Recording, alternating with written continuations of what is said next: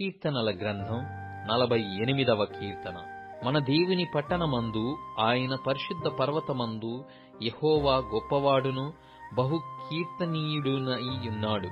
ఉత్తర దిక్కున మహారాజు పట్టణమైన సీయోను పర్వతము రమ్యమైన ఎత్తుగల చోట నుంచబడి సర్వభూమికి సంతోషకరముగానున్నది.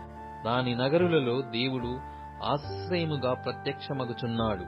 రాజులు కూడిరి, వారు ఏకముగా కూడి వచ్చిరి. వారు దాని చూచిన వెంటనే ఆశ్చర్యపడిరి, భ్రమపడి త్వరగా వెళ్లిపోయిరి. వారచ్చటనుండగా వణుకును ప్రసవించు స్త్రీ వేదనయు వారిని పట్టెను. తూర్పు గాలిని లేపి తర్షీసు ఓడలను నీవు పగలగొట్టుచున్నావు.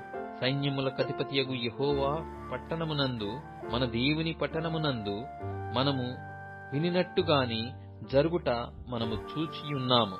దేవుడు నిత్యముగా దానిని స్థిరపర్చియున్నాడు. దేవా, మేము నీ ఆలయమునందు నీ కృపను ధ్యానించితిమి. దేవా, నీ నామము ఎంత గొప్పదో, నీ కీర్తియు భూదిగంతముల వరకు అంత గొప్పది.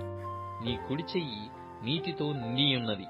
నీ న్యాయవిధులను బట్టి సియోను పర్వతము సంతోషించునుగాక. యూదా కుమార్తెలు ఆనందించుదురుగాక.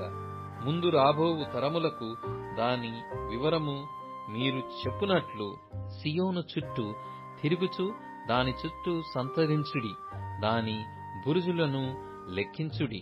దాని ప్రాకారములను నిదానించి చూడుడి. దాని నగరులలో సంచరించి వాటిని చూడుడి. ఈ దేవుడు సదాకాలము మనకు తోడైయున్నాడు. మరణము వరకు ఆయన మనలను నడిపించును.